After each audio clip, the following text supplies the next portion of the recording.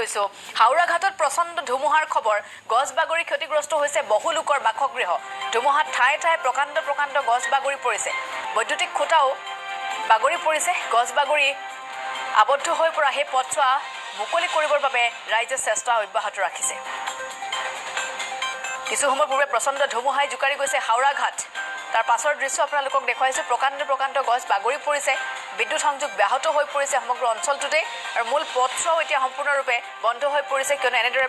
প্ৰকাণ্ড গছ খহি পৰিছে স্থানীয় একাংশ লোক ওলাই আহি এই স্থানত সেই পথছোৱা মুকলিৰ বাবে চেষ্টা চলাইছে অহৰহ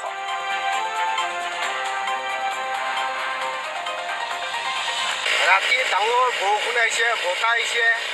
মানুহৰ তামোল গছ ভাঙিলে পথাৰ লাইন তাৰ ছিঙি দিলে গছ গছনি ভাঙি ৰাস্তাবোৰ চব ব্লক হৈ গ'ল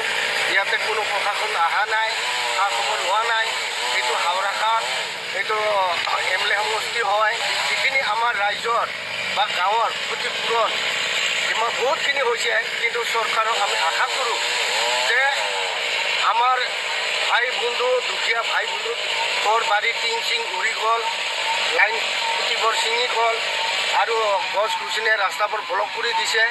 সেইটো কাৰণে আমি চৰকাৰ ফালৰ পৰা কিছু সাহায্য পাবলৈ আমি ঘোষণা কৰোঁ বা আশা কৰোঁ বঙাইগাঁৱৰ নৰ্থ বৈতমাৰীত